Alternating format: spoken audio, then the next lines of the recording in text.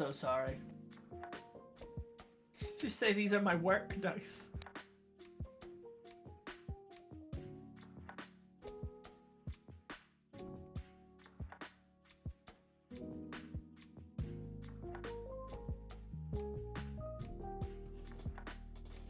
Hello, everybody. Oh shit, I've lost Chris. Hello, everybody. Every time, because Discord doesn't like to be layered over. Discord does not like to be layered over. As soon as there's something else between it in the minimized layers, like the things that stacked up behind it, it just goes, nope, we're not broadcasting that.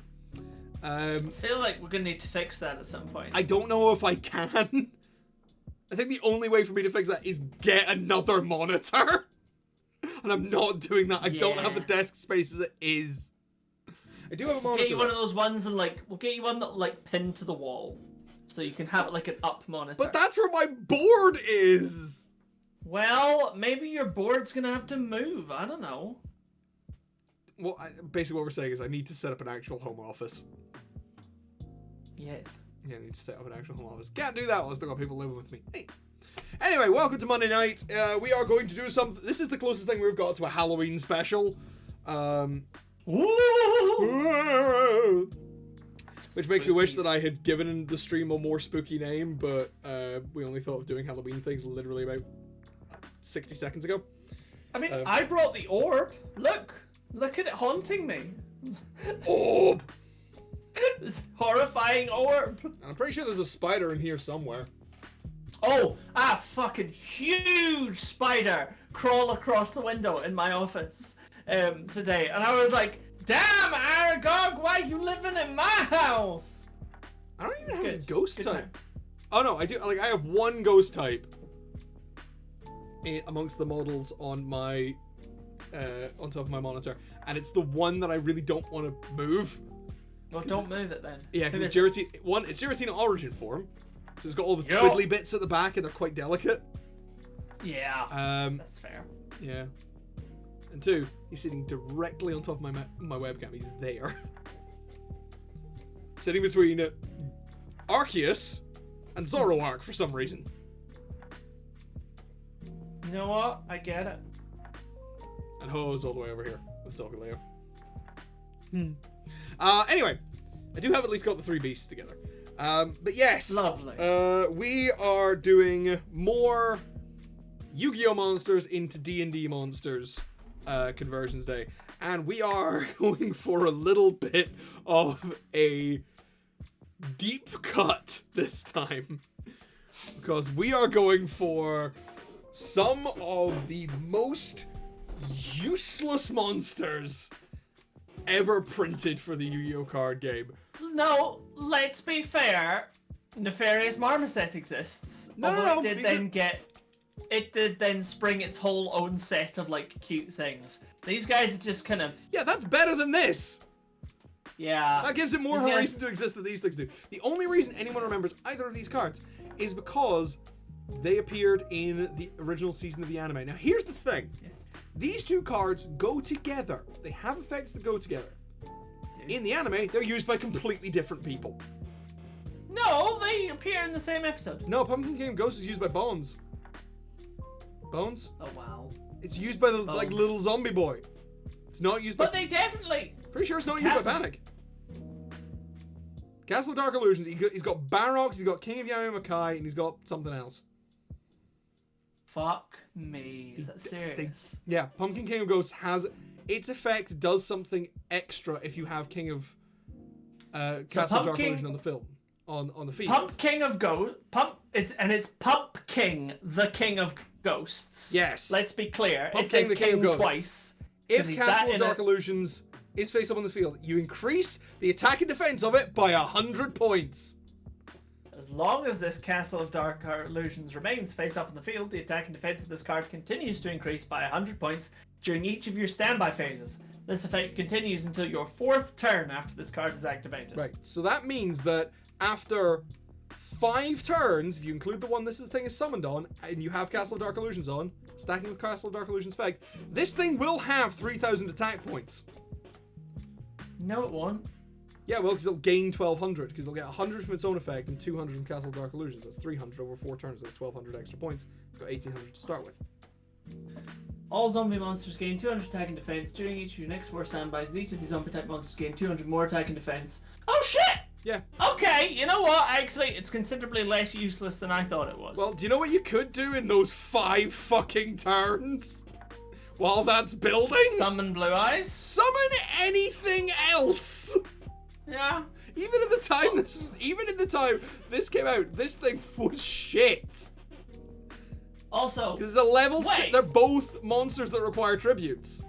No, Castle of Dark Illusions is apparently now a 4-star monster. I thought it was a level 5. I thought it was 5-star monster. Yeah, I thought it was level 5. I'm King, sure King it's of level Ghosts 5. is a level 6. Yeah, which is stupid. Which means that you have to take, like, in the early days of Yu-Gi-Oh! Before you had, like, lots of special summoning event options, you had to summon Castle Dark Illusion, flip summon it, by the way, Yeah. because it's a flip effect, so you had to put it face down, then you had to get it flipped face up, usually by your opponent attacking it, so that doesn't lose your turn. You then had to summon something else, and then you had to sacrifice that to summon Pumpkin King of Ghosts. But to get the most effect out of that, you'd have to keep Castle of Dark Illusions face down until you summon Pumpkin King of Ghosts. Yep. That's such bullshit! Literally, 2 turns, like, to shorten that down, summon a thing, summon something like Giant Soldier of Stone, sacrifice to summon Flame Cerberus or Firewing Pegasus, and boom! You've got a 2000 plus attack point monster that will serve you a lot better. Or, Summon Skull. Summon Skull, or best- Amphibian Beast, or something! 6-star. Yeah. These fact, monsters... You could even, for Amphibian Beast, you could even just use your first turn to play Legendary Ocean, and then also just summon Amphibian Beast. Yeah. Just flat out.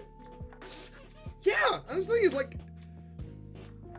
Legendary Something Ocean like plus. Jinzo requires less work than this for better attack and the ability to shut down a third of all cards.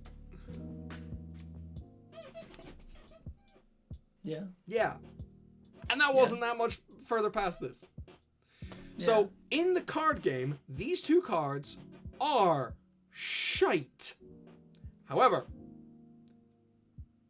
we have only been taking the effects in the card game as inspiration. So we're gonna make them good because fuck it, it's our show and we can do what we want. I would like to say, for the record, that I was in favor of making them shit.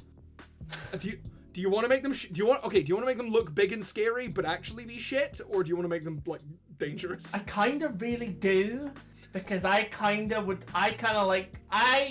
feel like we've made some like thematic and strong and good and dangerous monsters. Yeah. And now I kind of want to make one to mess with people.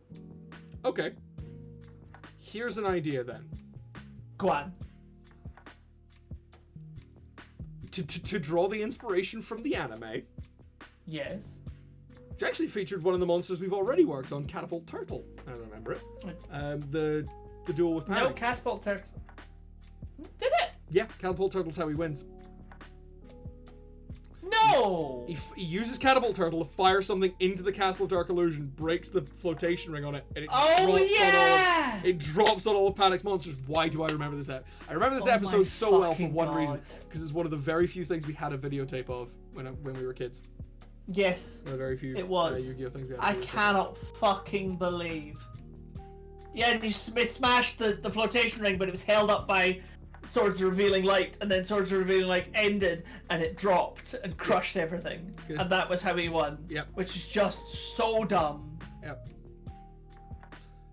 So, shall we do a thing? Sure.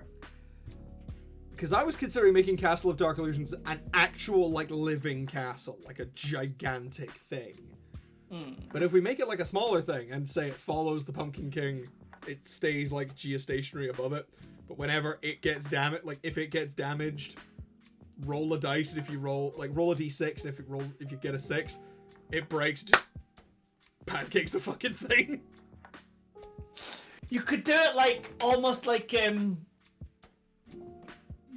so if we make it that, like, Castle of Dark Illusions is like the big scary thing, but it encases itself because it's a thing of illusions. It's got loads of illusion spells, and the whole thing is that, you know, it hides itself in the mist and doesn't want to be seen. And then Pumpkin King of Ghosts is like the thing that exists within the mist. It's the minion, but it's like you spend the whole time, you think that the Pumpkin of Ghosts is the scary thing. Yeah. And is the one in charge. And then, you know, somebody who's got true sight, or just, you know, like, can see through magical darkness, sees the castle above and goes, wait a minute, what if I shoot that? And then fucking drops it on the Pumpkin King, and it fucking dies. So I want to put in for Castle of Dark Illusions, like, you can break the flotation ring, and it'll drop, and it and everything underneath it will take, like, it will take the max falling damage. It'll take 20d6 of bludgeoning damage. Yes. Absolutely. It's like, immediately dies. That's gonna be one of the dumbest things we've done. It becomes a puzzle boss, see? Yeah, it's a puzzle boss. I like it. I'm just trying to work out how we would, like, yeah, this is a fuck with people puzzle boss, which is kind of my jam. Yeah. Castle of Dark Illusions. How big should we actually make this? I think it's probably a large creature. Okay. Like, it's not big enough construct for, like, anyone to actually be inside. Yeah. But it's big. This is a large construct. Yeah. Because if this is not a construct, I'm sorry.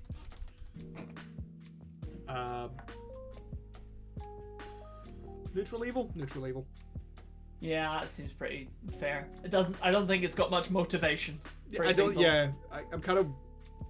yeah, but it's still evil. I think it's just like, my existence is evil, and you can do what you like. But I will kill you. Should probably give it a fairly solid armor class. Oh yeah, definitely. Like, I don't think it should be... Although, of course, you know, what's going to happen is it's going to have a shite dex save. So what's really going to happen is someone's going to fireball King of Ghosts and hit this. I'm giving this motherfucker a -5 to dex, and you can't stop me. Oh, 100%. I agree. Like, that's as low as it goes. Yeah, solid. Like, I think at least... I mean, how dangerous do we want this to be? Do we want this to be like a... I think... Well, I feel like... We want to make it a bit shit. So what I think is we give it really solid AC, not great hit points. Yeah. Well, do you want to... If we say we're aiming this at, like, level 6, level 7 adventurers. Yeah. We give it, like, a 19 AC? Well, I've put 20 down, just because I think, like, chunky. Yeah. That's fair. But lots of things can... A lot of things, I suppose, you've got proficiency, which is, what, like a 3 at that point? Yes. And then you're probably rocking a +2 on your stats. So you're rolling with a +5 on a longbow, for instance. With your primary stat by level 5 or 6, you're probably rolling with a +4. With +4 in your stat. You've only had one ASI by that point, so I would say you've had an ASI or a feat, so you're probably rolling with a +7.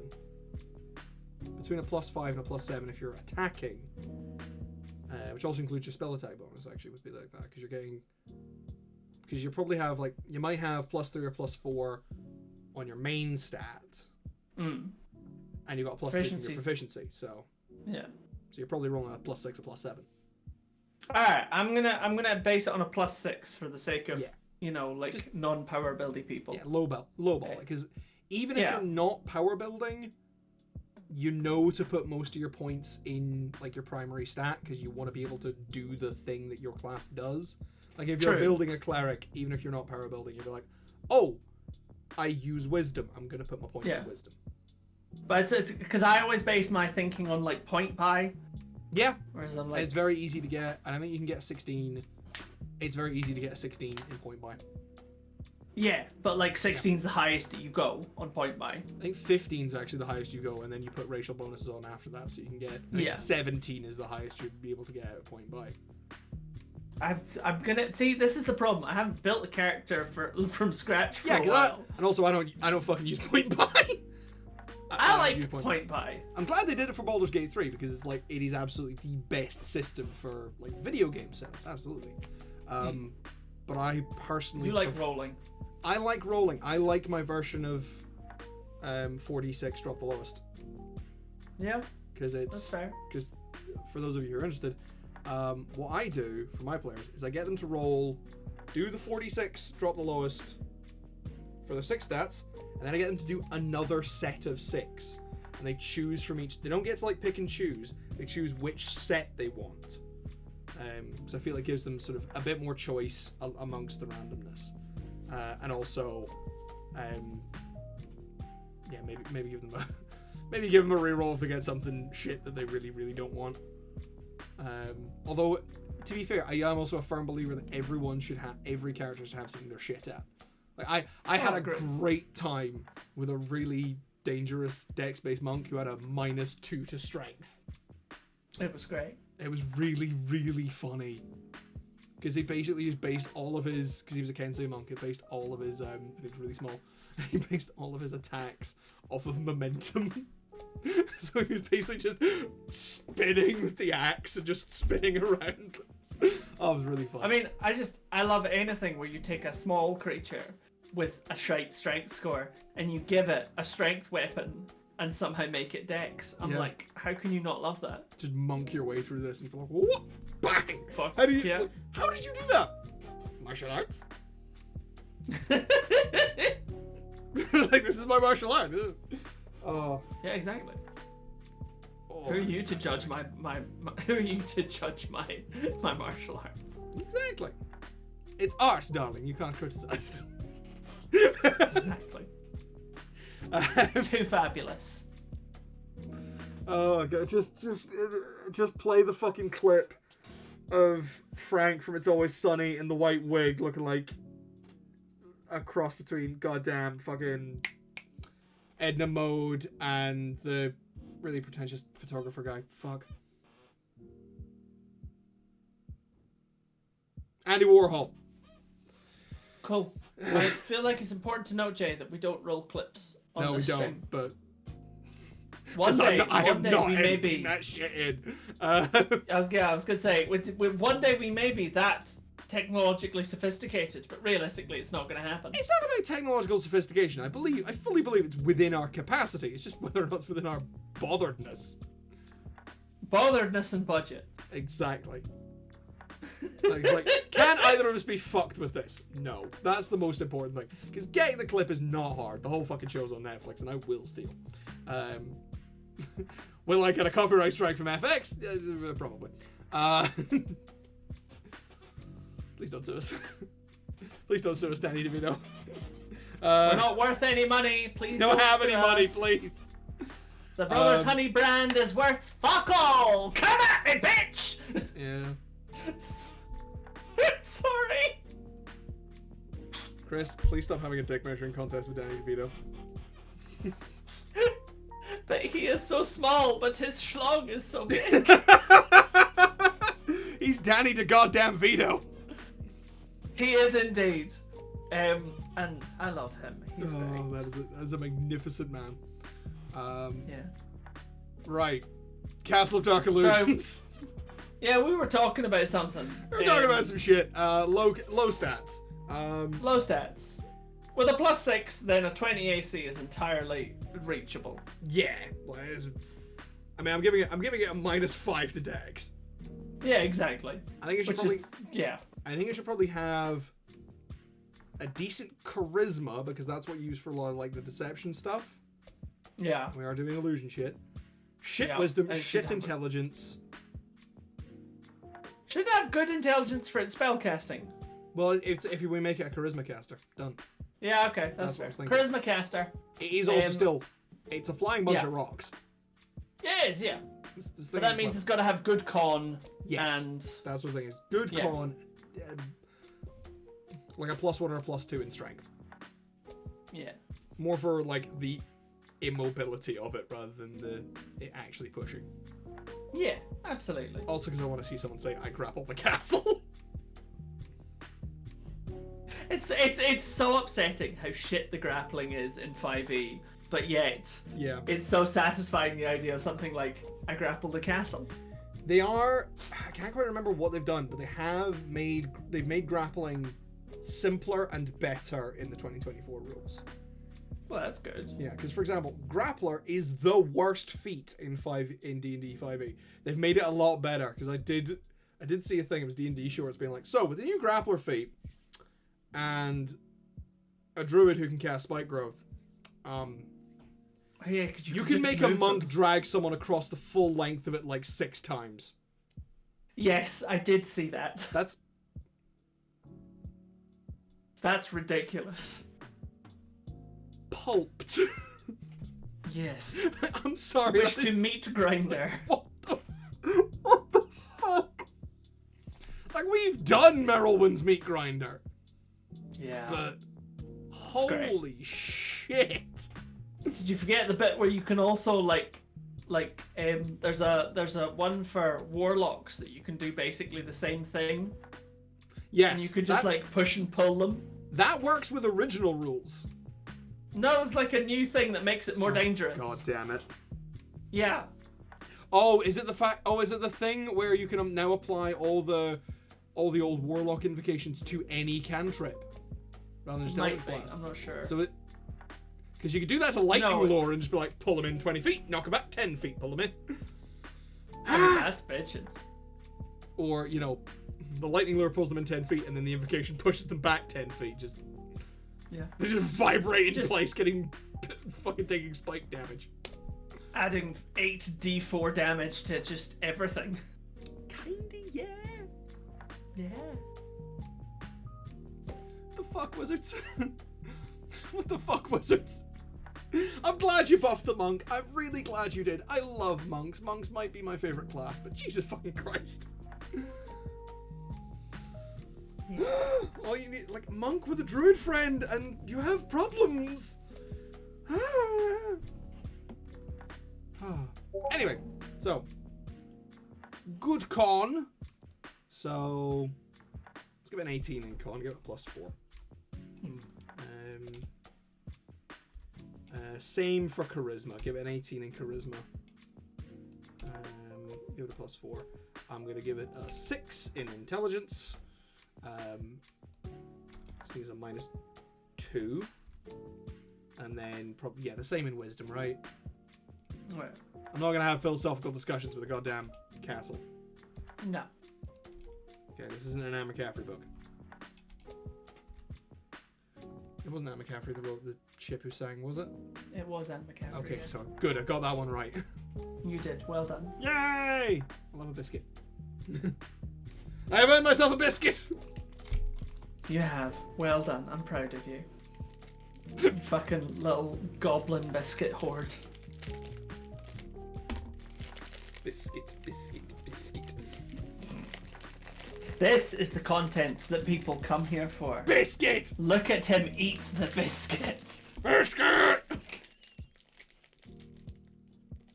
I'm very tired, everyone. I'm very, very tired. I've had a long fucking day. And a long fucking week. And a long fucking year. Oh yeah, hey Chris, guess what? What? We're more than 300 days into the year.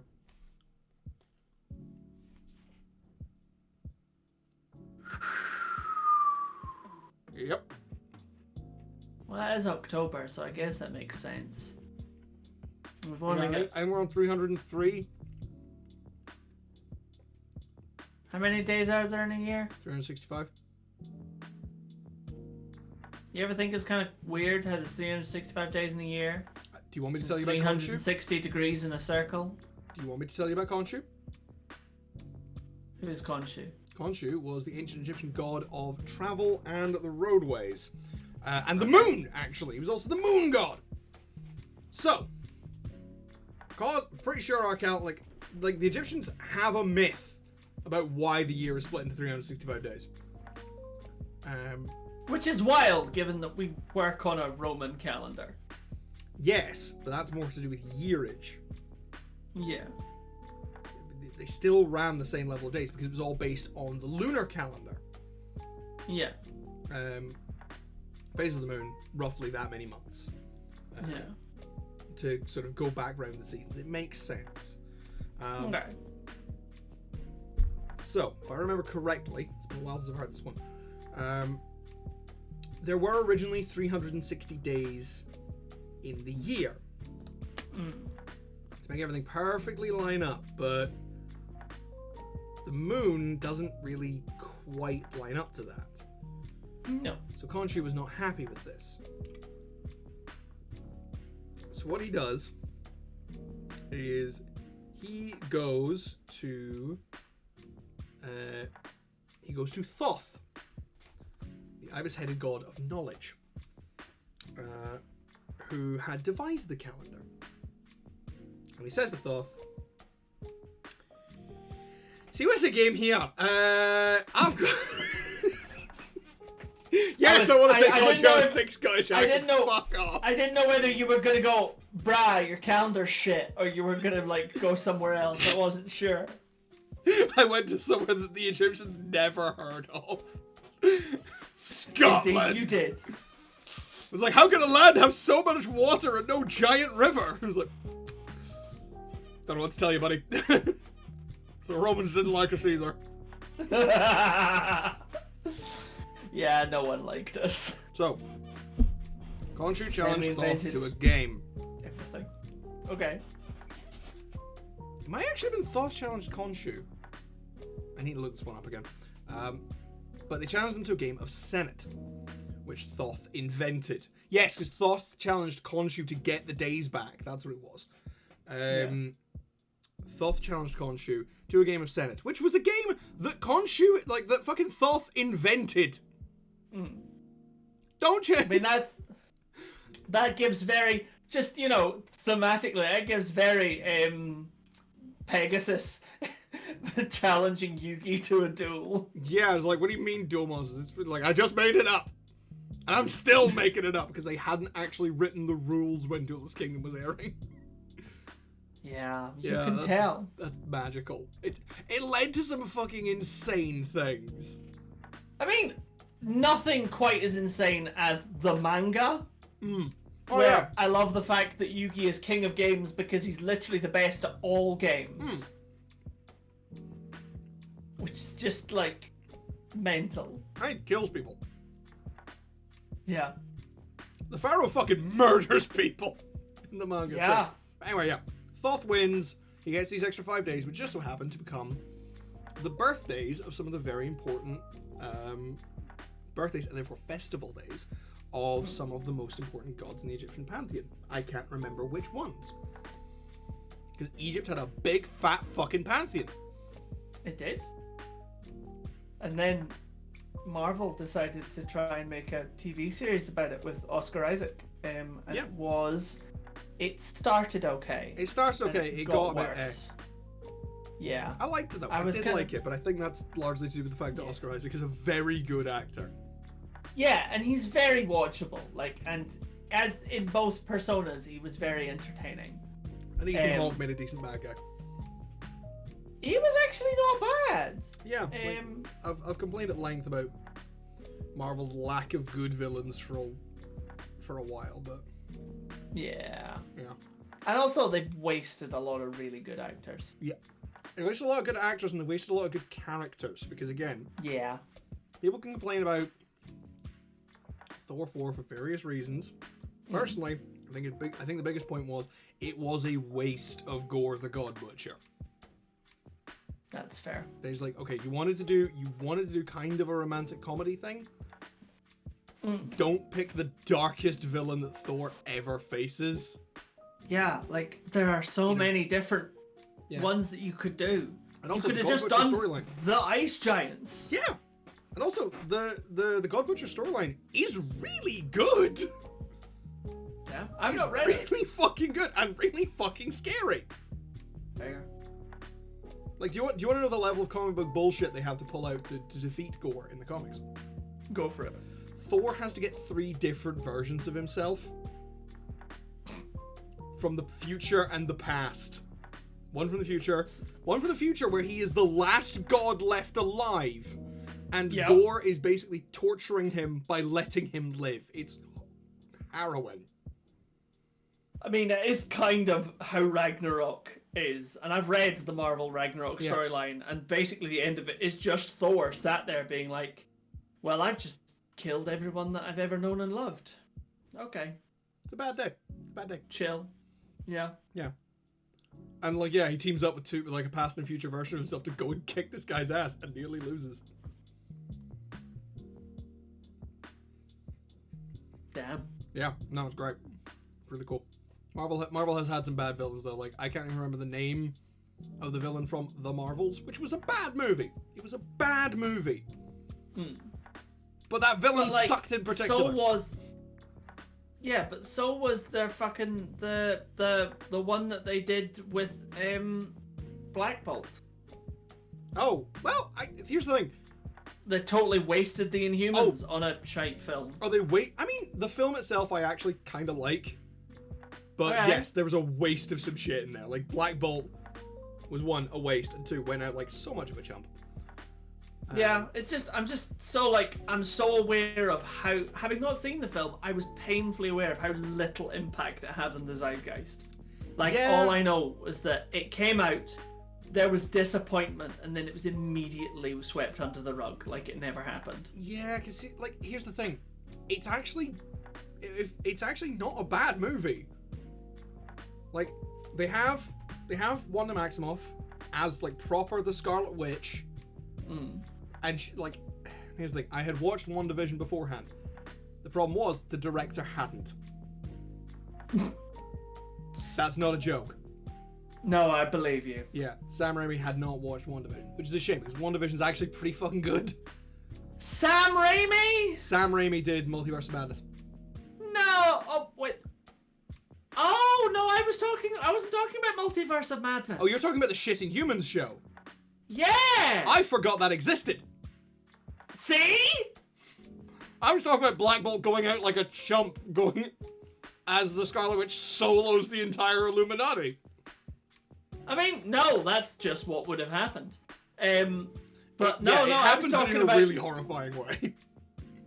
Fair. I was talking about like how the Inhumans had like a thing, and they got Thingy from Game of Thrones to do something, and everybody immediately forgot it, and it never existed. Oh yeah. Yeah.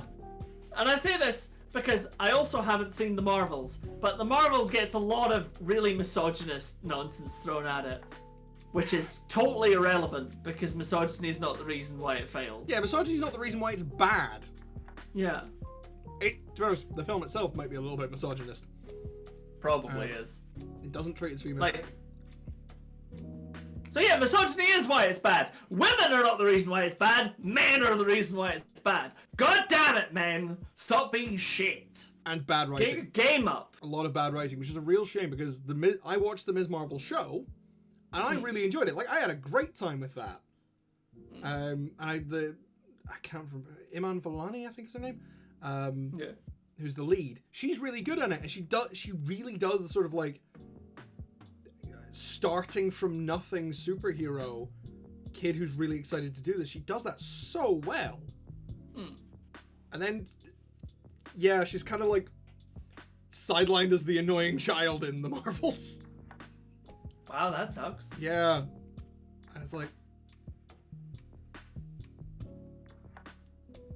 But again, it's like there's always in Hollywood been a sidelining of TV because TV is seen as less than film.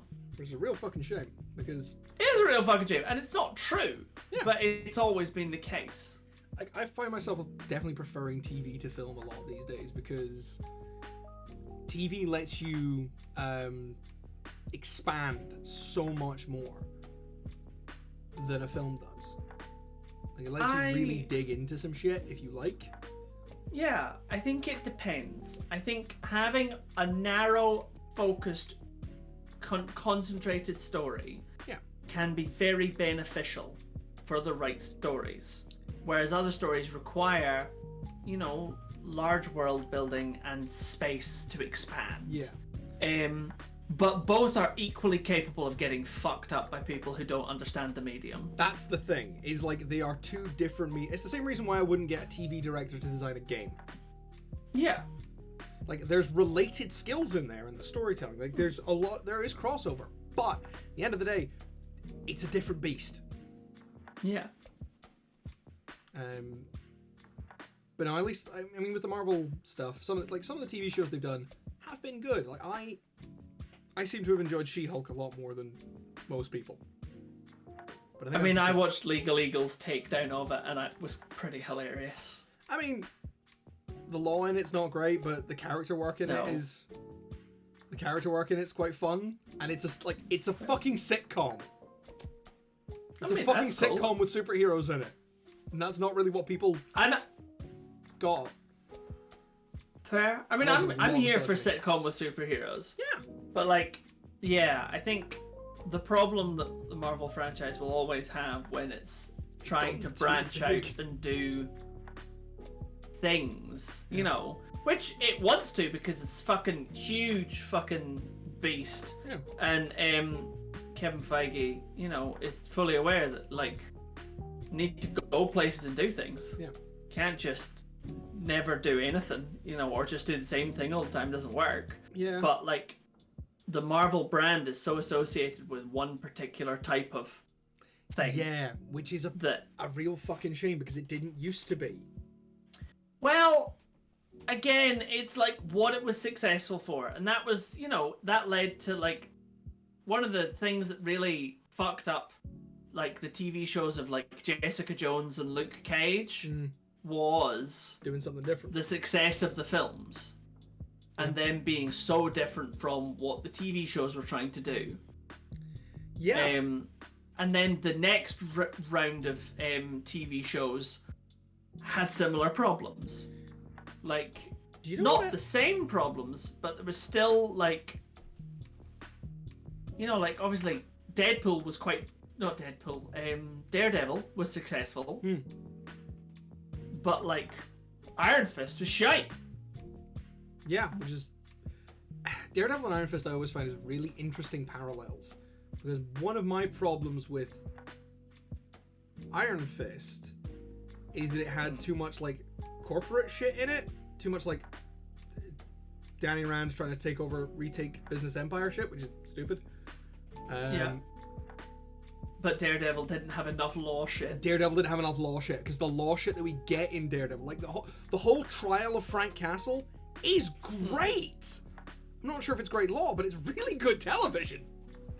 That's fair. Yeah, and you know, at the very least, Daredevil got 3 major comic book heroes and fucking nailed them. That does help. Charlie Cox as Daredevil, which, funny story, him playing Daredevil for that period of time, fucked him over. Because he'd been playing a blind guy for ages. He went and did the audition to be Han Solo in the Solo movie. And they stopped him halfway through his auditions and went, "Can you just fucking look at the other person?" Because he'd gotten into the habit of playing the blind guy, so he wasn't looking at his co-star at all. Which is amazing. It's amazing, but at the same time, you know, he did Matt Murdock and Daredevil so well. So good at it. Of course, John Bernthal is the Punisher. Yes. Frank Castle is Frank Castle is one of those characters where if you get a good writer behind them, you can do some really, really good shit. Because he's a really interesting character. But you often get some shit writers. And then, of course, Vincent D'Onofrio as Wilson Fisk, the Kingpin. Ah! That's all I really have to say. Vincent D'Onofrio got the Kingpin just perfectly. We've been rambling about Marvel for 40 minutes. We were supposed to be doing Yu-Gi-Oh stuff. Do you want to just keep rambling about TV? I feel like that's the vibe right now. Yeah, I'm not focused I'm in that zone. today. Sorry, guys, we've tricked you. We're we doing a Halloween special. We promised you Yu-Gi-Oh. We're confronting you with the true Halloween special, with the true horror behind all of it. It's the Marvel Cinematic Universe and how it's going to consume us all. Because do you know who I blame for a lot of the fucking issues that have played Marvel and then reflected out into the larger kind of movie zeitgeist. Go for it. Joss Whedon.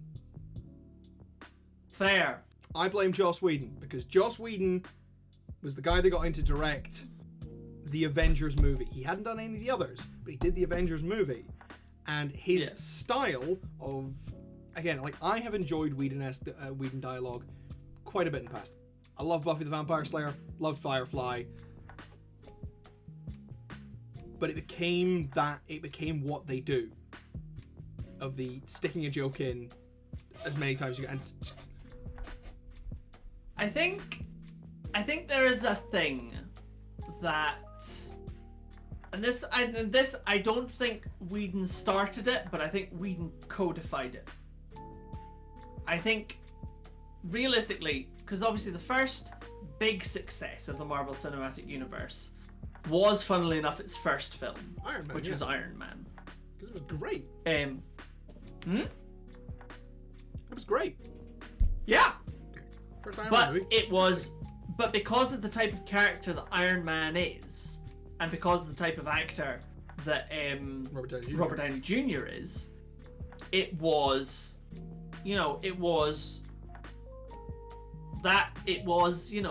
quick witty rapport. It was banter. That was that's the style of the character, and that was because they didn't want to go fully, you didn't want to open with barely functional alcoholic. Yeah, but that was the character, not the movie. But this is the problem, is that's where it started. Yeah. And it kept going because they tried to reflect that same type of dialogue, for instance, in Thor 1. A little bit. Like, Thor 1 had some I really like Thor 1. Yeah. And it was still its own thing. Yeah. But they also tried to reflect it again in Captain America 1, which I also really like. Yeah. And it has its place in, like, the banter between the soldiers. And it doesn't dominate the same way it did in the Avengers film. Yeah. But this is the thing. So this is what I'm saying. I don't think Joss Whedon started it. I think he finished it. I think it had been building for a while. It started with the Iron Man films. And I think there was just a thing that Kevin Feige was kind of building up that was, that first generation, that first wave. And then Avengers 1, they put Joss Whedon down to do it. Joss Whedon did what he did. And it was very watchable and very good. And they were like, damn, this is great. Let's keep doing this. Which is where... But then there was also another thing, because nothing happens in a bubble. The other problem was Christopher Nolan's Batman. Yeah. Which are good movies. They're not as fucking good as the people who suck Chris Nolan's dick think they are. But no. They're good movies, but they're very, very dark and very serious. They're very Frank Miller. Yes. And that was the other problem, was that Marvel was seen as the antithesis to DC, and DC was seen as Chris Nolan's Batman, because DC didn't have anything else good at the time. No. All of the Batman films that had come out were shit. Not the Batman, the Superman films were shit. I think Man of Steel came out and was quite good, and then Batman. No, Man of Steel was not good. And what was the one? What was the first one that had Henry Cavill? Your boy. What? Henry Cavill. That was Man of Steel. It wasn't good. That's the one that involves. Wasn't it? Man of Steel is the one where Jonathan Kent, who is supposed to be like the paragon of virtue, who instills the big blue Boy Scout kind of energy in Superman, tells him, one, maybe you should have let that bus full of school kids die. And two, no, let me walk into this tornado alone because sacrifice or some bollocks when you could have solved this easily. And three, has a scene where Superman drowns in a pit of skulls. Okay, so it was shit. Okay. Yeah, Man of Steel was shit. That was the Zack Snyder one. Yeah, we don't like that was the first Zack Snyder one. Zack Snyder is not a good director. Yeah, I genuinely don't really think he's a good not. director. Like, he's even worse colorist. that's true. It makes everything look horrible. Anyway, but yeah, so that was the niches, you know. Yeah. And it's like that only got worse when directors like James Gunn had such huge success Guardians with of the Galaxy. Guardians of the Galaxy, and it just got out of control. Which is really funny became so because- much the Marvel brand. Which is really funny because James Gunn is kind of becoming the savior of the DC franchises. Yeah, Because but that's because the DC franchises. So, like the story, for instance, of Suicide Squad. Yeah. Was that the first Suicide Squad film went through like a 6-month re-edit because Guardians of the Galaxy 1 came out. Yeah, they redid the soundtrack, they re-edited it, and it was bad. Yeah, like I enjoy the first Suicide Squad film, but I do that in spite of knowing that they totally changed what it was supposed to be in the edit. Yeah. And they did so because they were so shit scared of the success of Guardians of the Galaxy 1. Despite the fact they were doing something completely different. Yeah. They immediately went, shit, we have to chase that. We can't, we're not allowed to have our own niche. We have to chase zeitgeist that. problem. Yeah. And admittedly, one thing I will say, the second, like the remake Suicide Squad, I love that they just straight up picked up a couple of actors and characters, went, nope, you're gonna do the same role. We're not gonna acknowledge the first one. And it's the James Gunn The Suicide Squad is really good. Like, I really want good. to, I haven't seen it, but I do want to. It's very stupid. It's very fun.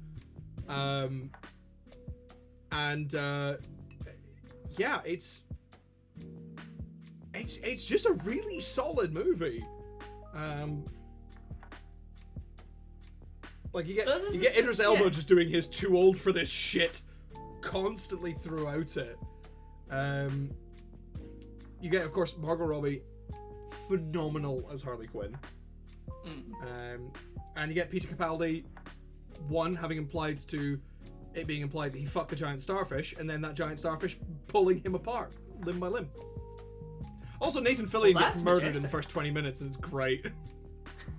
Like, yeah, it's really brutal. It's really, like, go and watch it. It's a really fun, really brutal film.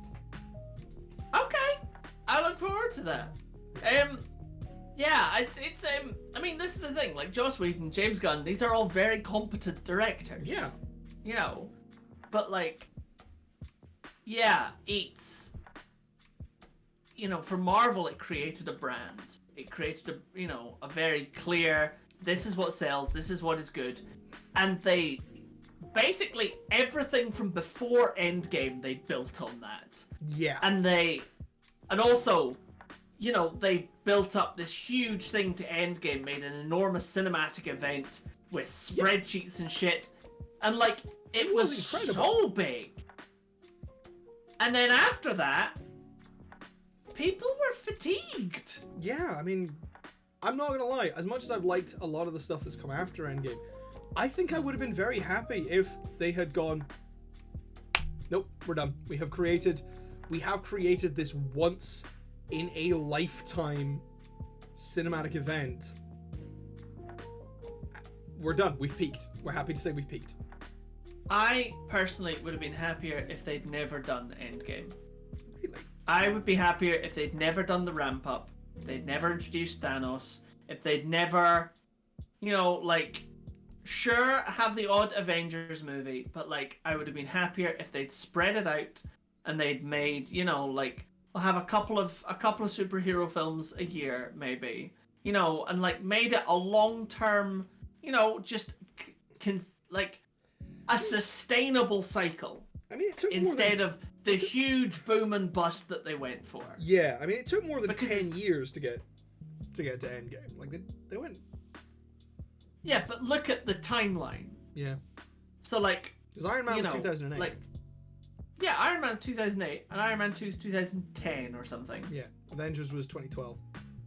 Yeah, and then like between like from Avengers onward, like the ramp up is huge. Yeah. Especially when you go from like Avengers 2 to the next thing, the thing that was before Endgame, which was called Go Fuck Yourself. Infinity War. I am Thanos. Infinity War, yeah.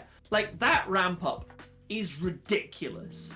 And it got even worse between Infinity War and Endgame. That's fair. Yeah. Like they introduced and did so much stuff as to become, you know, an assault on the general public. They didn't actually do many movies. And a lot of it was bargain basement. Yeah, because like the second Ant-Man, this makes me very sad. The second and the third Ant-Man movies are crap. There's a third one. There's a third one. It's where they first tried to like really do Kang the Conqueror, which was a stupid idea, and it was shit. And the guy who played Kang is apparently a complete cunt. Why did they do Kang the Conqueror in an Ant-Man film? I don't know, because here's the thing, they introduced the concept, spoiler alert, at the end of the first season of Loki. Okay. Because they meet basically the variant of Kang that's like, look, I am the one that's been holding the multiverse back. I'm the one who has... Oh, yeah. Yeah. You kill me, you unleash everything. And they kill him. Yeah. And then, like, Ant-Man 3, which is Quantumania, which is bad. It's a bad Star Wars movie, to be honest with you. It's okay. It's a bad movie. Like, they go down to the quantum realm, and there's a version of Kang the Conqueror there. And it's like, okay, you're introducing this, again, one of the big bads of the Marvel Universe. Yeah. You're having him get his shit pushed in by Ant-Man at the start. Yeah. I mean, also, the quantum realm as a thing is in and of itself stupid. It's very stupid. He's like, oh, we've got this entire universe that's like microscopic. I'm like, that doesn't make any sense. That's really dumb. No, but you know, that's But, the like, only way. They were like, people are too stupid to understand physics. Even if we do dumb down physics, they're too stupid to understand Entire it. universe with people. They put people and society in there. Yeah. Having it be like a place where you get down to a certain level and physics starts behaving weird, because that's all it was previously. Yeah. Cool. That's fine. That works. Yeah. But like, no. It's basically an alternate dimension if you go down small enough. I'm like,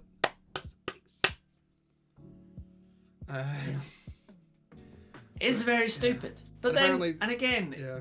the amount of buy-in required, because that's of course, you know, when Disney's launching Disney Plus and they're trying to make all of these TV series that they desperately want you to buy the subscription for, and they want like the amount of buy-in that they are demanding from their audience is so high.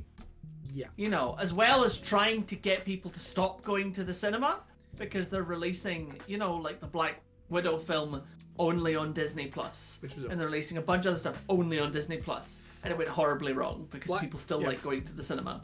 Releasing the Black Widow movie after the character has died.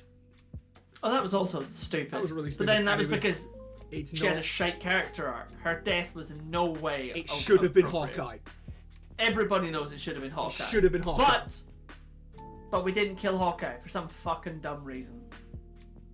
It's very stupid. It would have been a much more satisfying thing for both of their arcs.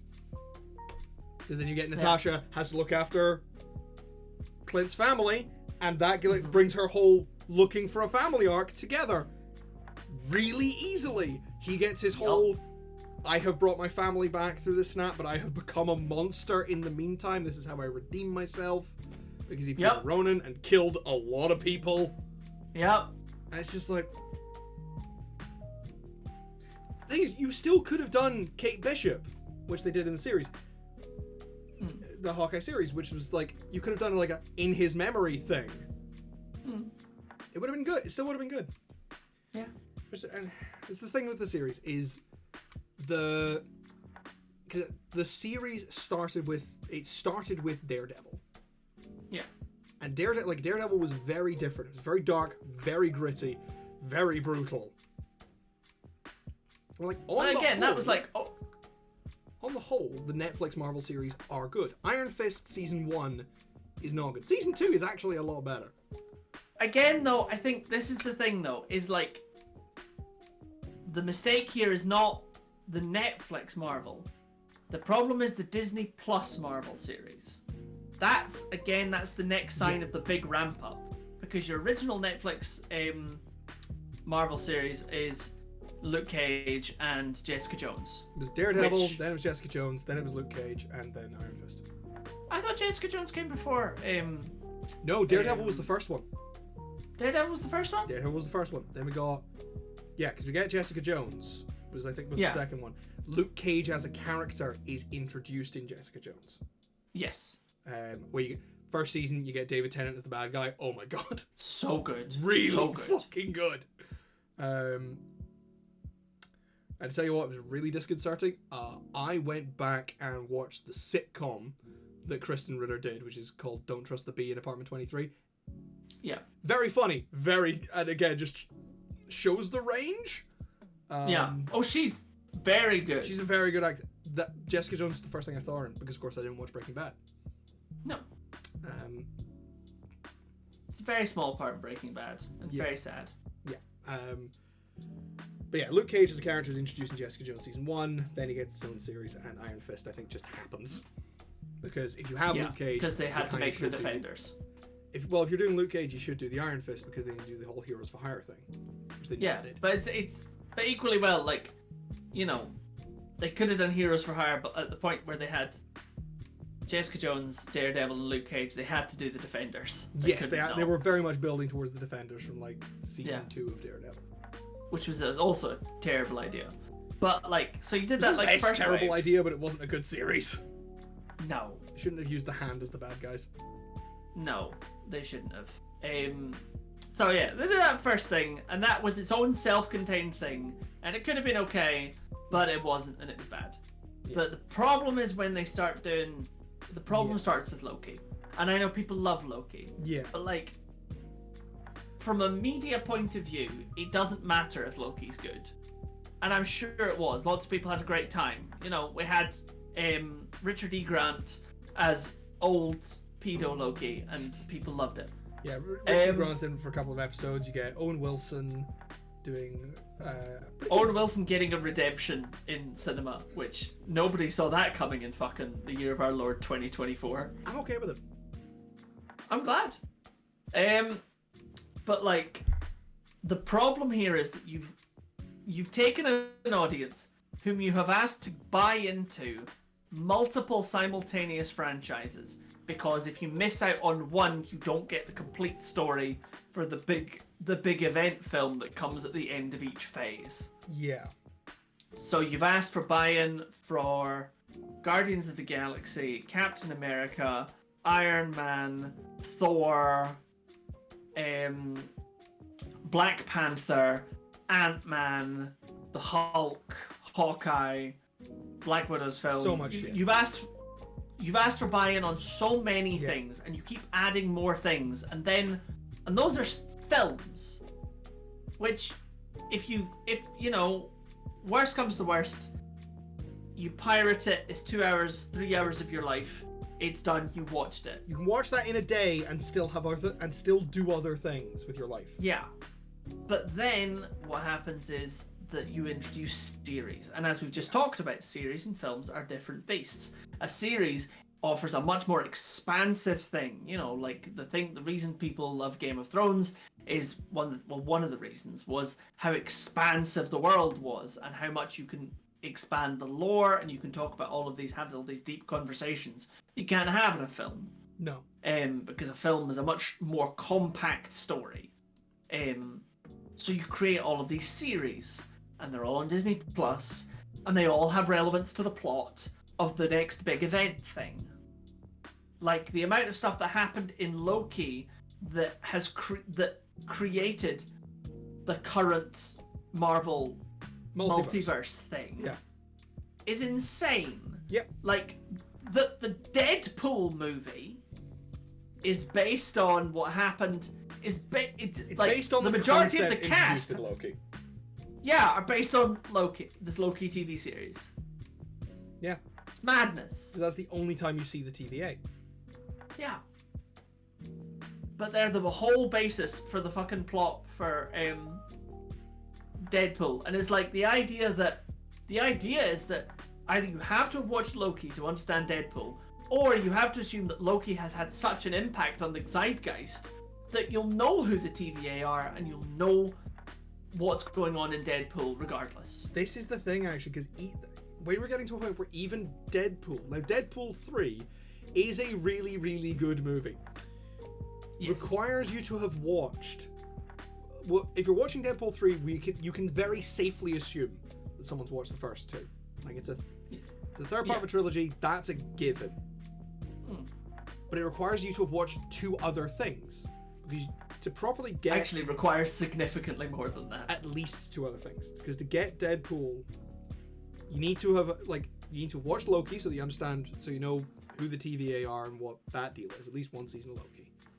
And you need to have watched Logan. Which you should, because Logan's a really good movie. Logan's good. But, like, it also assumes that you've watched it assumes that you've watched the pre-Marvel efforts before the cinematic universe. It assumes you watched everything that happened, all of the Sony Marvel properties. Oh, yeah. Because there's only one blade. There's only ever gonna be one blade. Yeah, there is. It's a send-up of Blade, of Elektra, of X-Men, of like the Fantastic all three Four of movies. The X-Men films. The Fantastic Four movie. Yeah. It even references the second set of Fantastic Four movie that was bad. I don't know that, but yeah, it doesn't make a big thing about it, but briefly references it. Yeah, that one must have gone over my head. It's alright, but like, you know, part of the big joke is, of course, that Chris Evans played both Johnny Storm and then later Captain America. Yeah. That was the first set of Fantastic Four movies. Yes, it was. And honestly, one of the best cast. It was very well cast, it just wasn't as well written. I have actually watched Fan Four Stick. Yeah, it's bad. It's a bad movie. It's a bad movie. What? The one that came after? Yeah. The first Barry and I watched it.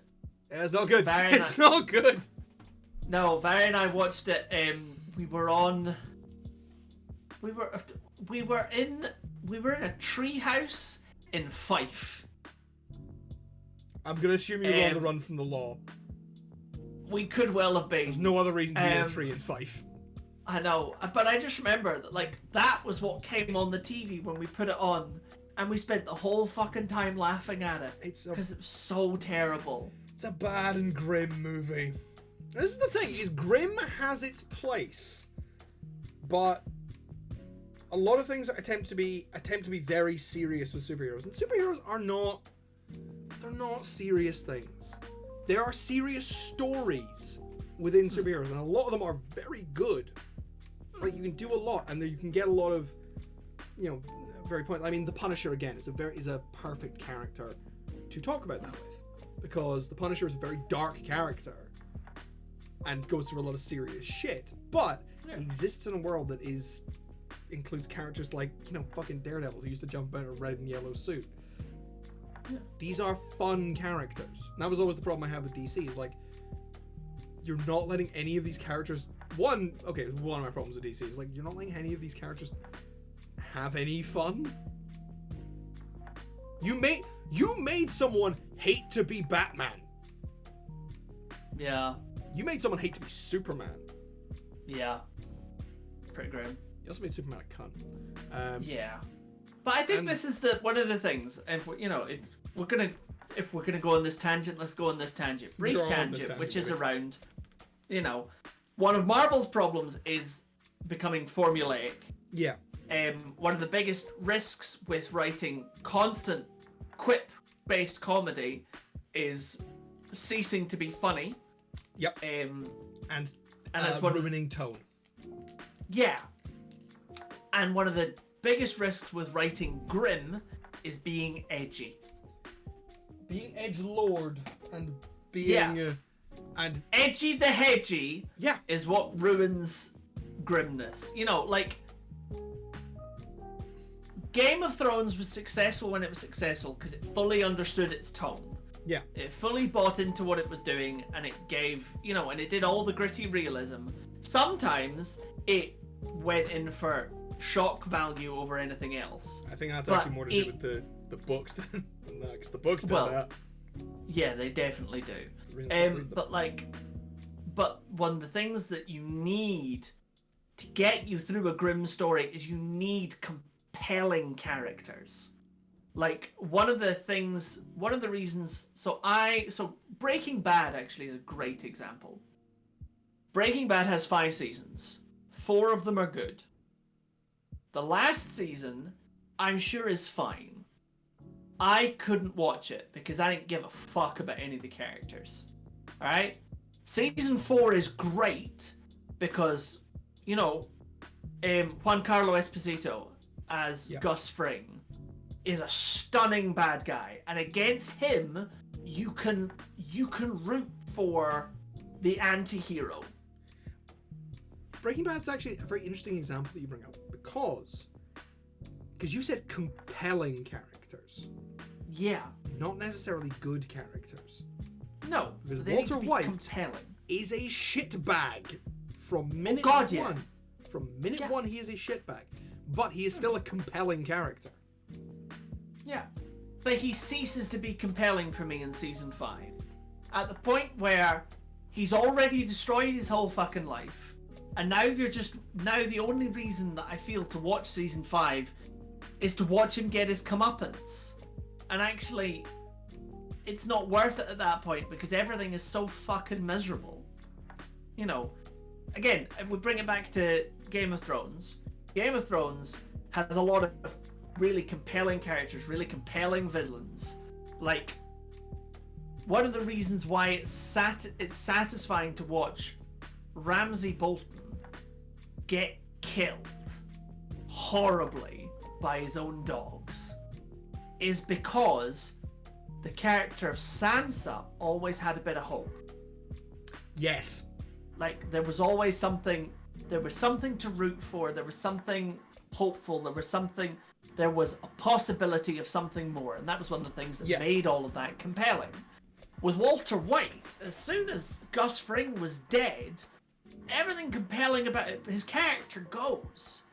His grand struggle and everything, it doesn't matter anymore. So a whole season of just his comeuppance isn't compelling anymore because there isn't any drive for anything beyond, I want to see this guy get fucked. Like, that's a hate watch. That's legit the definition of a hate watch. Yeah.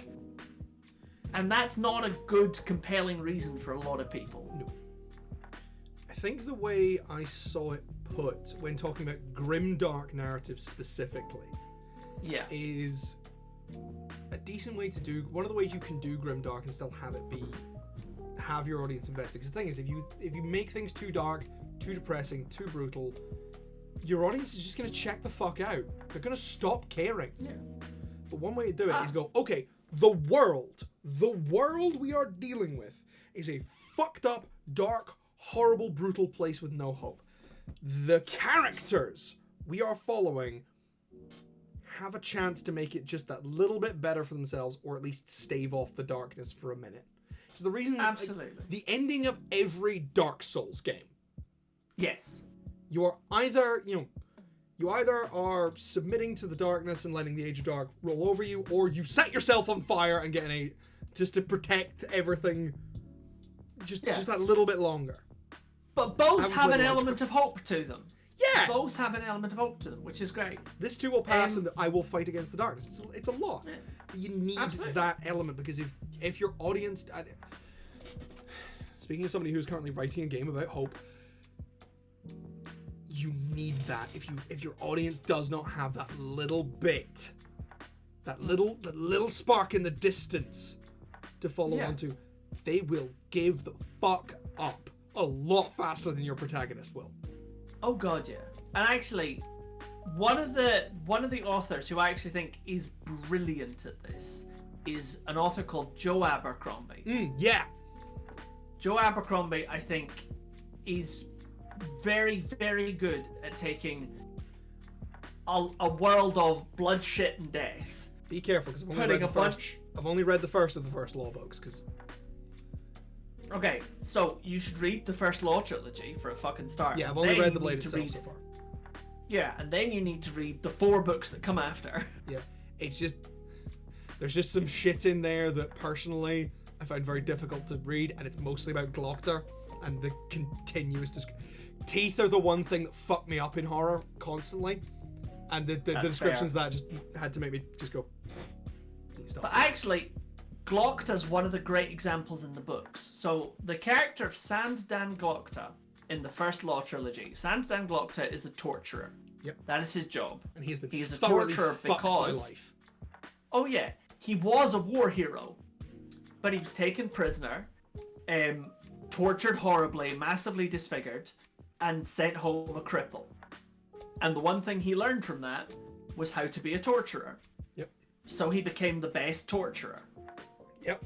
But Sandan Glockta's entire character arc in that trilogy is about refinding his humanity amidst what he does. That's not a spoiler. That comes out in the first book. You can see the beginnings of that. You can see the seeds of that. Yeah, and it's great. And I won't spoil any more of it because it's great. Yeah. But like, you know, even little things like he has two assistants. Yeah. Whom he has a really personable relationship with. Well, yeah, because one of them kind of is his physical carer.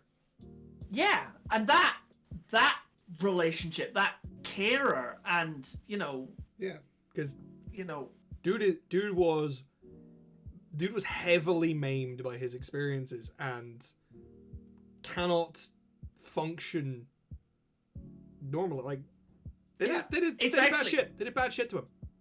Honestly, Sandan Glockta is one of the best genuine representations of serious disability in fiction. Like, he is a figure of power and fear and authority, but he cannot go to the bathroom unaided. And that is a thing that a lot of people face. But at no point is he ever, like, he has issues with it because of his trauma. Yeah. But like, it never once diminishes his power. No. Ever. And in fact he often uses it to kind of galvanize him. Absolutely. He's a very defiant figure as Glockta. He is. He's fucking great. And you should read the rest of the trilogy. I need to read the rest of the first Law trilogy. Yeah. But if we're talking about Grim. Well, so that we don't need to spoil everything for you, let's talk about the book set after the first Law trilogy. Isn't which that is like called after a massive time skip? Isn't that after a massive time skip? Or am I thinking No. something else? Oh, okay, I'm thinking something else. Then. You're thinking about something else. He's written books about the children now. Oh, right. No, so it's called Best Served Cold. And as you may guess from the title, it's about revenge. Pie. And it's great. It's set in a neighbouring kingdom. It's fucking brilliant. But your main character in that, her whole deal is that, so she and her brother were the best mercenaries in the kingdom. They basically ran the joint. She gets pushed off a cliff. He does that a lot. Yeah, that's kind of the beginning of Logan's whole thing, is he gets punted off a cliff. Yeah, I think your feelings on defenestration may be shared by Joe Abercrombie. I was going to say, Joe Abercrombie's cliff is the same as Jonathan Honey's window. I think it might be. When in doubt, throw a character through a window. It solves every single scene. Exactly. You want to do anything to a scene, throw someone through a window. Or have someone go through a window. They don't necessarily need to be thrown. Exactly. It's the Lord Flashheart approach. Exactly. Barrel roll through a window. But one of the reasons that you follow her story, although it starts purely with anger and spite, is being that thrown off a it cliff also has agenda. There's a little bit of hope in there as well, because part of her journey is also trying to find her brother, whom she loves. So there's hope and vengeance. And then she meets a bunch of characters that she used to know, and the hope builds. she eventually leads the kingdom in revolt against the king who tried to kill her, becoming a national figurehead of hope to kill the king to save the kingdom. And it's like, it's a big, and that takes the whole novel to like develop that, but like it really pushes that, and it, you get that, although it comes, ultimately she just wants to fucking kill this guy. That's her whole driving motivation. But there's these characters around her who have warmth, and she starts to build this other purpose around saving the kingdom. And it's like, although the world is grimdark, it's about how people rise above the darkness. Yeah. That's what the best grimdark stories are about. Yes. Is how people, stories about survival. And survival has to be for a purpose, right? You survive in a shitty place because you hope for better. Genuinely, as much as there may be problems with the man, I think Neil Gaiman kind of summed it up best in one of the coldest lines in The Sandman.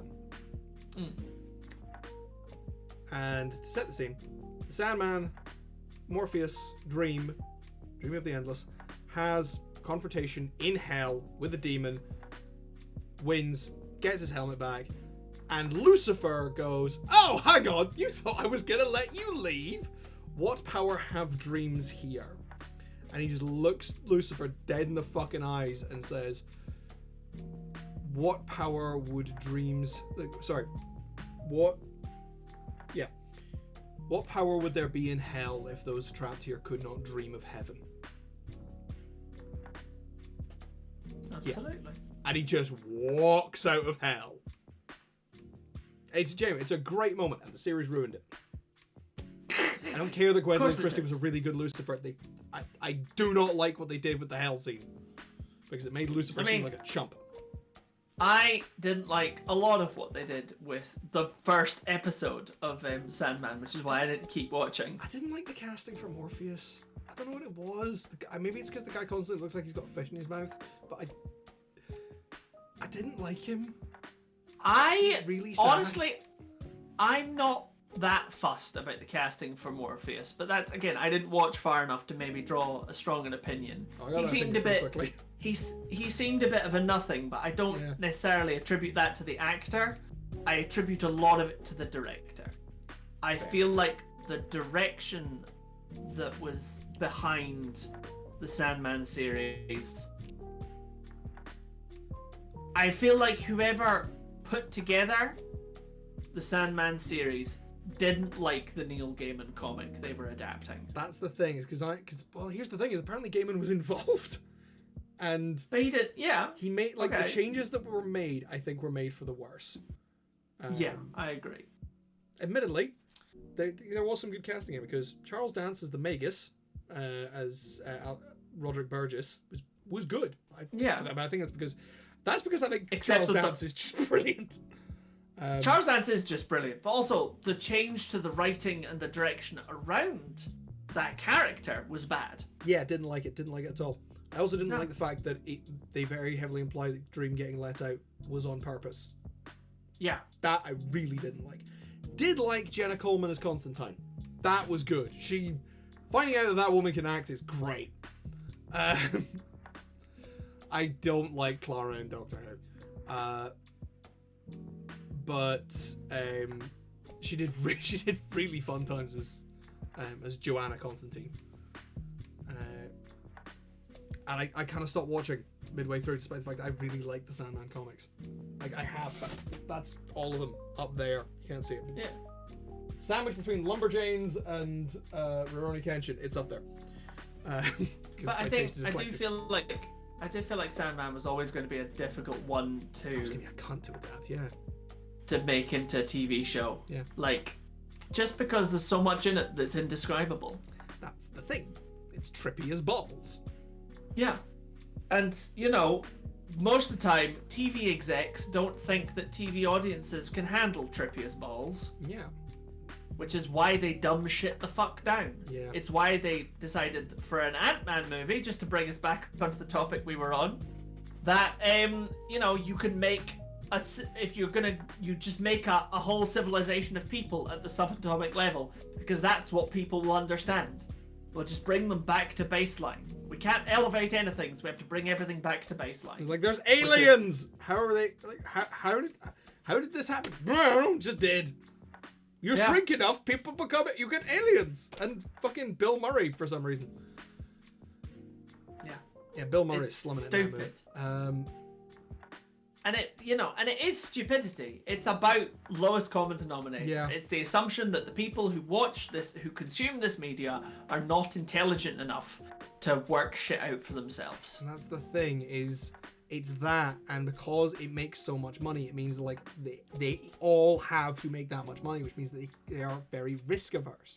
Which means you can't do the only, like, the last bastions of interesting and weird shit that could be done, at least with the Marvel Cinematic Universe, is in the TV series. And the closest thing they have had to that was like a one-shot short film they did. It was last year or the year before, which was Werewolf by Night.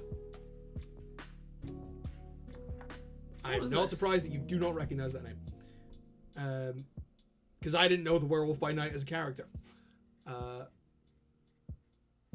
And it's basically, it's shot entirely in black and white.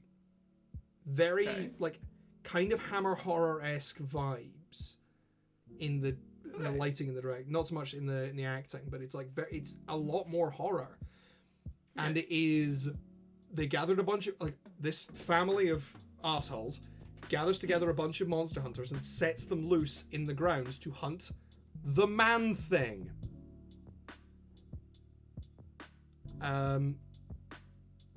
Who is a very obscure character from Marvel Comics, but Chris might remember from our childhood. I was going to say, I also didn't think that he was Marvel. I thought he was 2000 AD. No, the Man-Thing is Marvel, apparently. Damn! And the whole thing, like, to give you a very, very brief explanation of the Man-Thing. Basically, he's this big hulking swamp monster that wanders around the Florida Everglades and guards some kind of interdimensional nexus. And the Man-Thing, as an ability, the way it defends this is if it touches you, and I think if there's any fear or doubt in your heart, it sets you on fire from the inside out. Nice. It's really fucking brutal. It's really fucking brutal. And the twist is that this guy who has the stupidest name for a werewolf ever, guess what it is? What? Jack Russell. Yep. Jack Russell, the Werewolf by Night. Yeah. He's one of Marvel's, like, monster superheroes. I knew fuck all about until I went on Comics Explained and went, who the fuck is this guy? I don't know, but he's got big pointy ears! Basically, he shows up and is like, I'd like to rescue, like, it turns out the twist is he's best friends with the Man-Thing. He's like, I like that. I want to go find my friend. I'm here to fucking bust my friend out because psychotic monster hunters are got him trapped in their grounds. That sounds fun. I like that. It is actually it's good, and it's quite horror. When was this released? Like a year or two ago? Because I didn't hear anything about this. And I heard about the really shit X-Men horror film that Marvel did. What? Yeah, they did a really shit X-Men horror film with what's her face who played Arya Stark? Maisie Williams. Yeah, Maisie Williams. I know they did like a New Mutants thing where Anya Taylor-Joy played Magic. Yes, same film, right. And it's a horror film, and it's bad. We've had a Colossus and we've had a Magic, and they will never meet. No. Fun fact, they're siblings in the comics. I didn't know that. Ilyana and Pyotr Rasputin. Delightful. Yes, of course that's their surname is Rasputin. Yes, of course, they're Russian.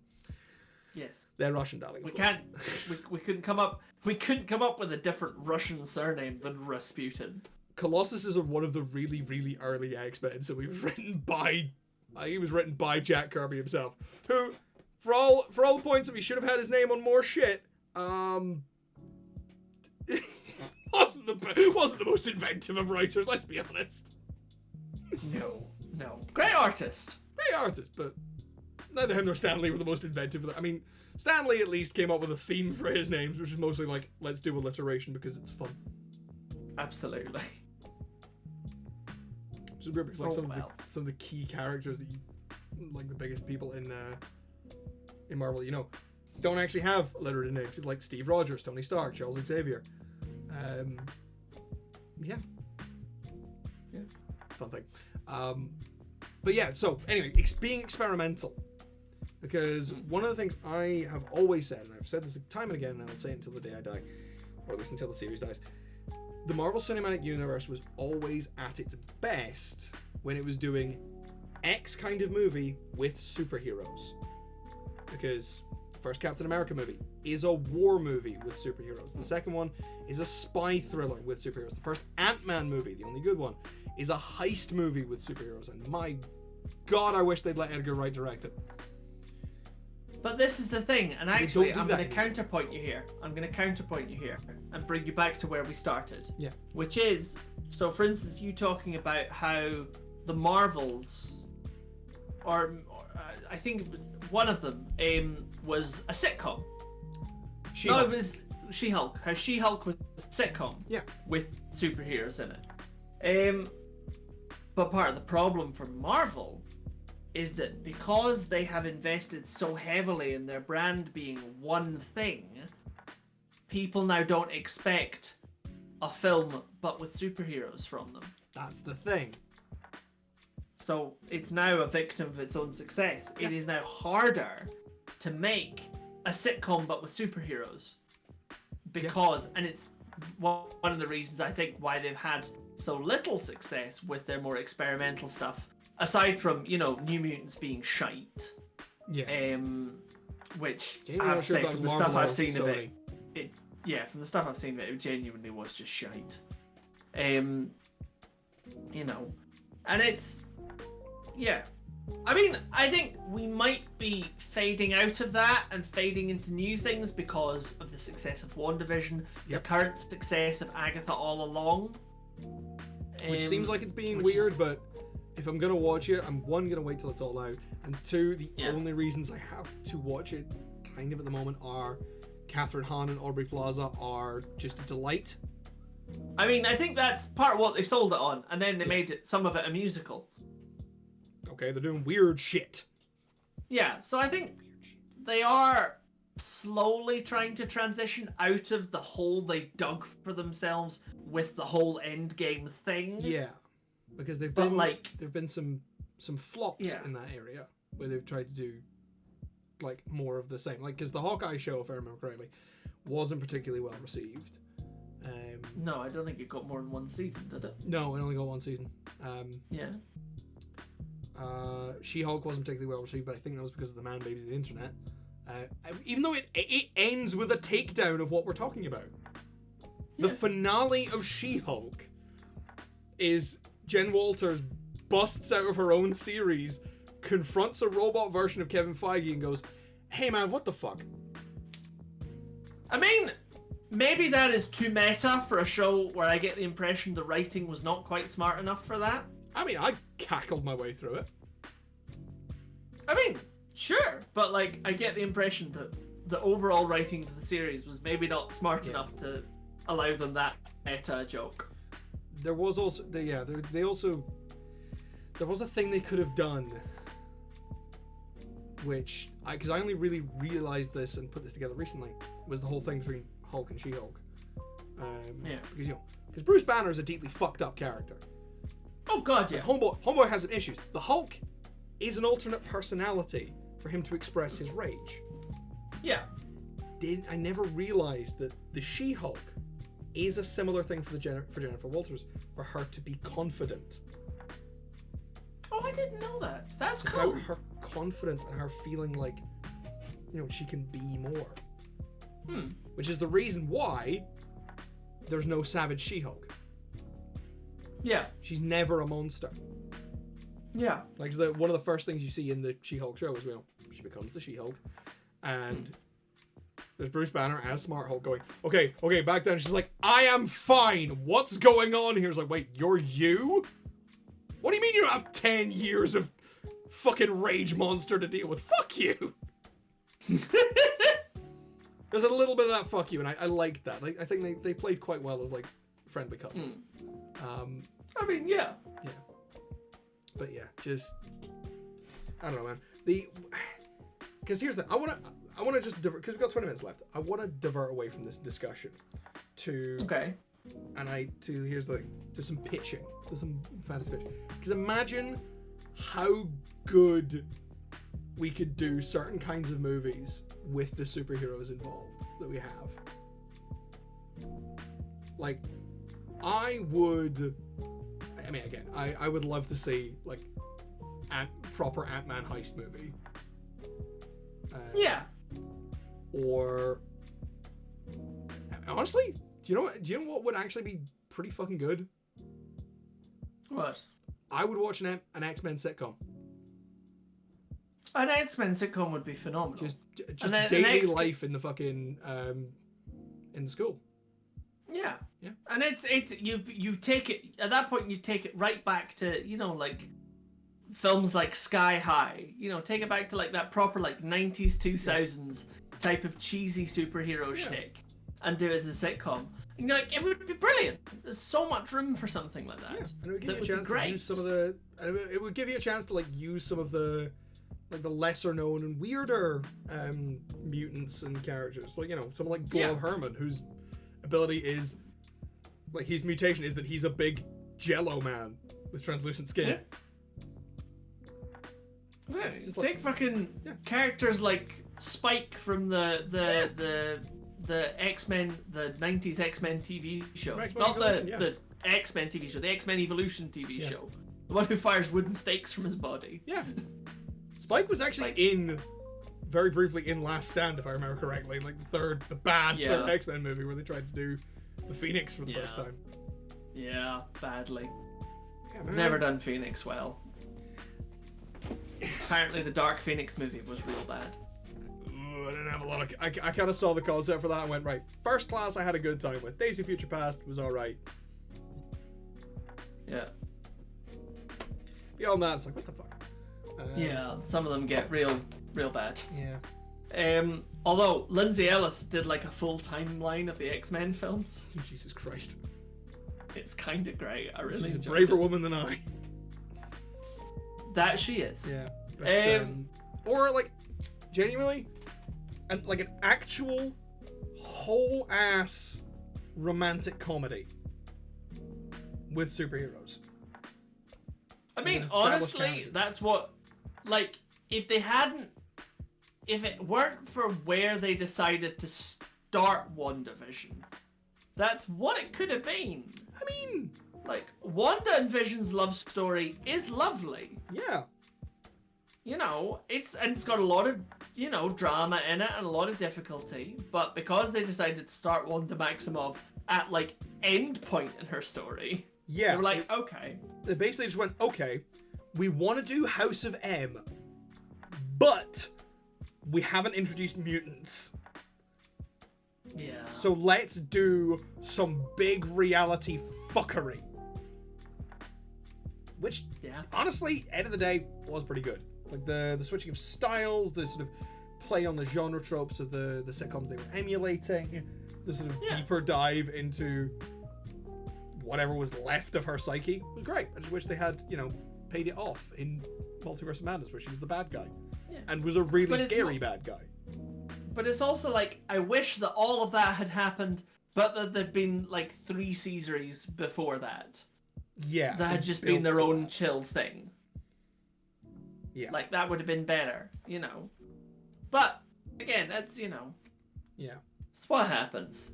Equally well, you could have, thinking about the Marvel properties, this is so many fucking Marvel properties. Again, you want courtroom dramas, you've obviously got She-Hulk, you've got Daredevil, I think you've got other, probably. They're kind of like the 2 big ones. They're like the 2 lawyers. Like, oh god, I would love to see the legal sort of Jen Walters, Matt Murdock team up. That would be so good. It would be so good. And just do it like superhero Law and Order. Yeah. You know, and like you could have done that. You can do some of this, like the potential for like good space opera is also huge. Oh my god, yeah. And you don't have to do like a Guardians film. Bring me the Corsair. So yeah, it's like because Marvel is such a broad collection of properties, like there is almost anything you can do, and they have done almost anything. You know, they've done, including destroy their own universes completely multiple times. When you are operating in a universe and a set of properties where Howard the Duck and Frank Castle can exist simultaneously, you have the breadth of fiction. Yeah, but then that's part of the problem. Yeah. They have the breadth of fiction. This is why. And so, yeah. This is why the best thing that Marvel has actually put out, and I'm going to say it, in the last couple of years, is the 2 series of What If. I haven't watched them because I think they were only available on like HBO or Sky. No, they were Disney Plus. Were they Disney Plus? Yeah. I thought the first one, I mean, maybe it was... I remember seeing it on Sky and being like, oh, cool, if I had that channel, maybe I'd watch that. No, they were on Disney Plus. Oh, fair. But, like, What If is really good because they're like, all right, you have a decent idea of basically all of these things. Here's a consequence-free story of What If. And also, you know, you get some stuff with Uatu the Watcher, who is an interesting character. And they did Marvel Zombies. Which is always funny. Yeah. They did Marvel Zombies, which involved which involved Scott Lang as a head in a jar flying around with Doctor Strange's cloak. I mean, and Vision feeding people to zombie Wanda. Yeah. I read the first half of like the big event Marvel Zombies comic. And then I had to put it back because I didn't buy it. Yeah. But I remember vividly,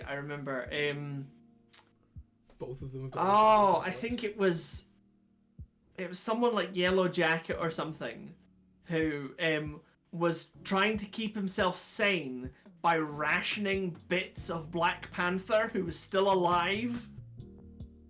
And then he wakes Black Panther up when Black Panther's only got one leg and is like, look, mate, honestly, you know, I'm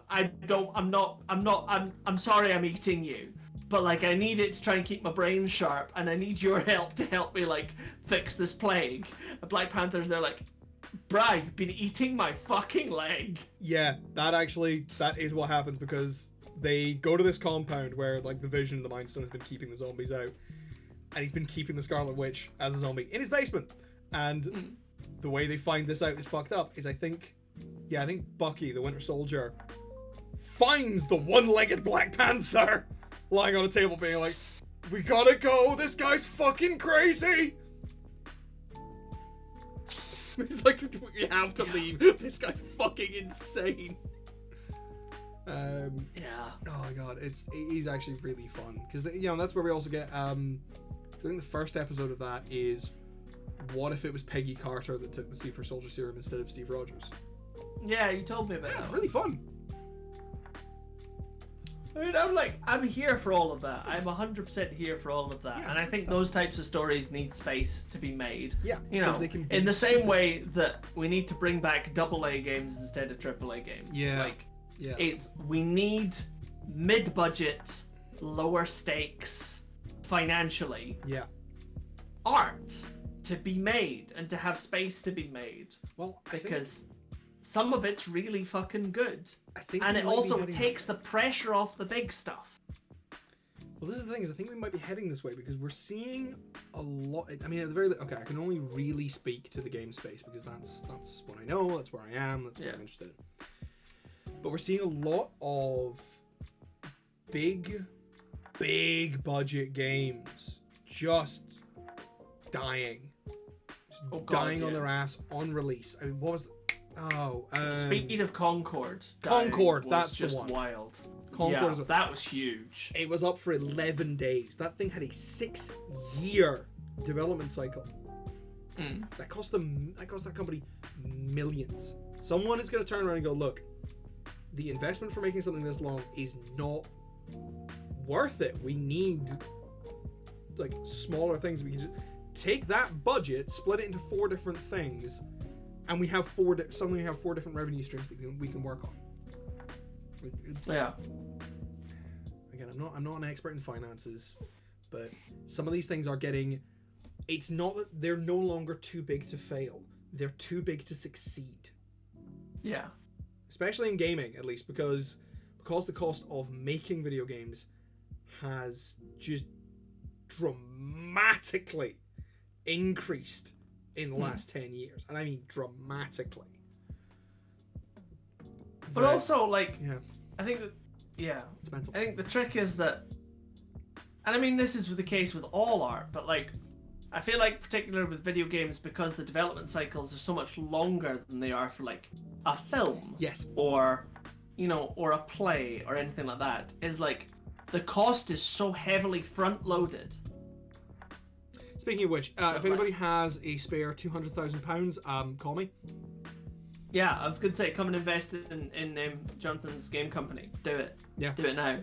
200 grand. Also, it's really not that much in the grand scheme of things, and we'll hopefully be seeing an ROI pretty fast. Also, come and see them in Glasgow on Thursday the 31st. At the Barclays Eagle Labs, yeah. Absolutely. There will still be spaces presenting available. their video game. Free to attend. Yes, do it. It's free. And it's kind of funky, and you're on the riverside, and the city centre's right opposite. You can like do this, and then go and get absolutely wasted and eat all the food in Glasgow. Exactly, and it'll be Halloween. You can go out in the night. It'll be great. Exactly, it is going to be the perfect occasion. Exactly, I will be wearing my game developer costume. Yeah. You mean your current outfit? No, I'll put on a different shirt. Proud of you. To be honest, look. If there's a shirt that I don't want to wear in front of investors, it's this one. Yeah, that's fair. That's fair. Well, I'll tell you that. No, I've got more insulting ones in there, but I'm not going to wear them. I mean, yeah, that's fair. That's very fair.